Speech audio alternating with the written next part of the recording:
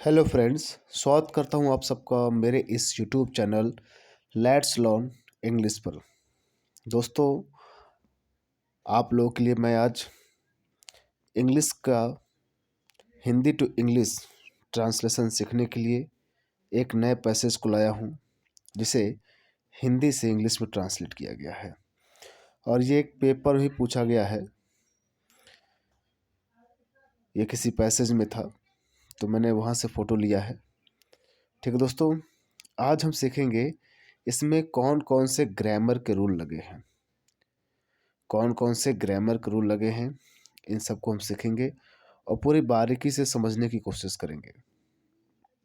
दोस्तों, आप लोग बता दो, यदि आप इंग्लिश में कमज़ोर हैं, आप इंग्लिश बुक नहीं पढ़ पाते हैं, आप उसे हिंदी से इंग्लिश और इंग्लिश से हिंदी में ट्रांसलेट करने में दिक्कत होती है, न्यूज़पेपर पढ़ने में दिक्कत होती है, तो आप बिल्कुल मेरे इस YouTube channel let's learn English से जुड़िए। आपके हर प्रॉब्लम को मैं सॉल्व करूँगा। ठीक है दोस्तों, तो चलिए हम लोग स्टार्ट करते हैं इस पैसेज को, जिसे इंग्लिश में ट्रांसलेट किया गया है। ओके, देखिए क्या कहा जा रहा है। कलिंग के युद्ध ने सम्राट अशोक का जीवन बदल दिया। कलिंग के युद्ध ने सम्राट अशोक का जीवन बदल दिया। उसने कलिंग के युद्ध में असंख्य लोगों को बिना बात मरते हुए देखा था। इसके बाद उसने कभी भी युद्ध न करने की प्रतिज्ञा की। उसने धर्म का मार्ग अपनाया और जीवन में हिंसा, अहिंसा तथा प्रेम को महत्व दिया। एक बात तो तय है, कहानी पूरी किसकी है? पास्ट की है। ये पूरी कहानी किसकी है भाई? पास्ट की है। तो पास्ट टेंस का हमें अच्छी तरह ज्ञान होना चाहिए। 4 टेंस है: past indefinite, past perfect, past perfect continuous, okay, और पास्ट कंटिन्यूअस से छूट गया था। तो ये याद रखिए, ये 4 टेंस से चारों टेंस का रूल आपको पता होना चाहिए। मैं अपने इस यूट्यूब चैनल पर टेंस को पढ़ा भी रहा हूँ, तो आप बिल्कुल जुड़ जाइए एकदम शुरू से पढ़ने के लिए, क्योंकि टेंस का बहुत ज़्यादा रोल है। देखिए, कलिंग के युद्ध ने सम्राट अशोक का जीवन बदल दिया। तो ये पास्ट टेंस में जाएगा। तो अब पास्ट इंडेफिनिट बनाएंगे हम लोग, क्योंकि बदल दिया चुका था, चुकी के सेंस में क्या करते हैं? पास्ट परफेक्ट टेंस यूज करते हैं। तो कलिंग के युद्ध में सम्राट अशोक का जीवन बदल। पहले हम सब्जेक्ट ढूंढेंगे। हमारा बनाने का नियम वही होगा, पहले सब्जेक्ट फिर वर्ब, उसके पहले उसका हेल्पिंग वर्ब नहीं उस टेंस का है तो मेन वर्ब यूज करिए, उसके बाद ऑब्जेक्ट यूज करिए, उसके बाद अदर वर्ड यूज करिए। यही हमारा रूल रहेगा। ठीक है, तो पहले सब्जेक्ट।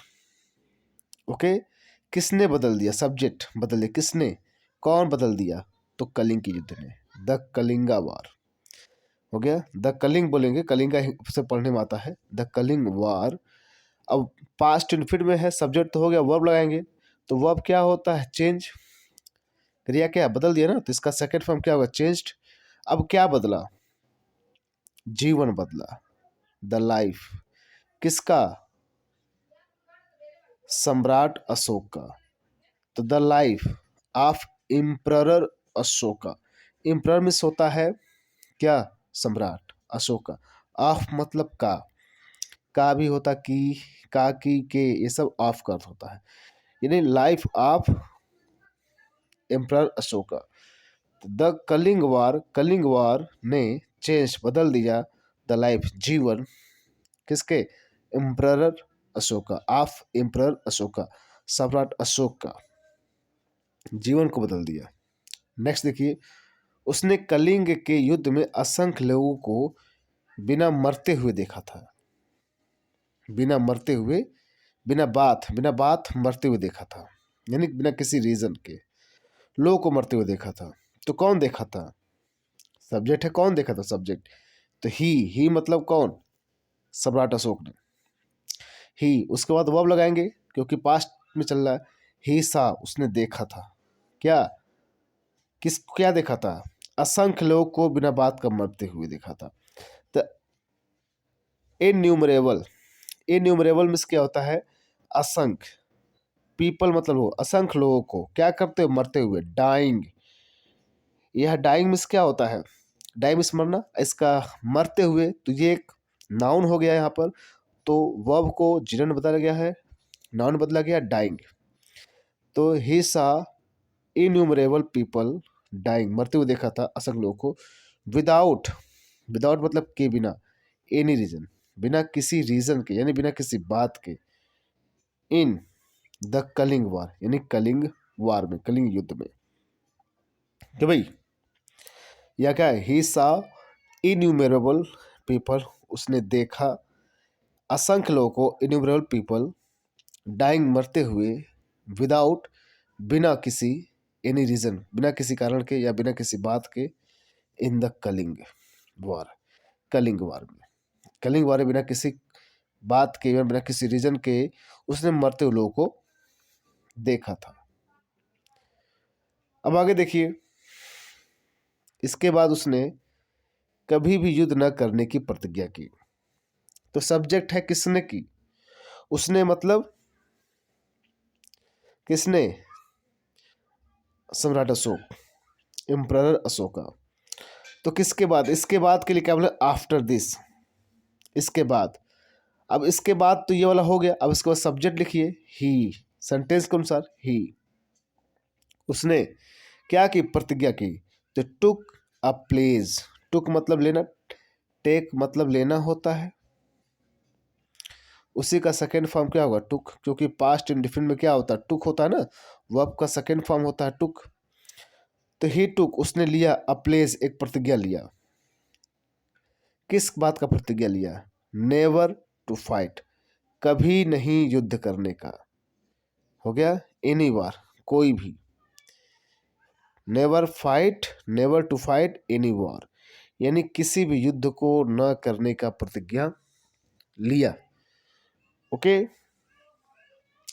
आफ्टर दिस, उसके बाद, ही टुक अ प्लेज, उसने प्रतिज्ञा लिया, नेवर, कभी नहीं, टू फाइट, लड़ने का, एनी वार, कोई भी युद्ध, कोई भी युद्ध न लड़ने का उसने प्रतिज्ञा लिया। उसने धर्म का मार्ग अपनाया। अब देखिए, उसने धर्म का मार्ग अपनाया है, किसने, ही, एम्परर अशोका, इसका प्रोनाउन क्या होगा, ही। अपनाया मतलब उसने धर्म को फॉलो किया, तो he followed the path, path मतलब रास्ता, ऑफ रिलीजन, उसने धर्म का क्या मार्ग अपनाया, इसे बोलते स्पिरिचुअलिटी। स्पिरिचुअलिटी मीन्स क्या होता है, अध्यात्म, उसने अध्यात्म का मार्ग अपनाया, एंड, और जीवन में हिंसा और प्रेम को महत्व दिया, एंड, और गेव इम्पोर्टेंस, गेव इम्पोर्टेंस होता है महत्व देना,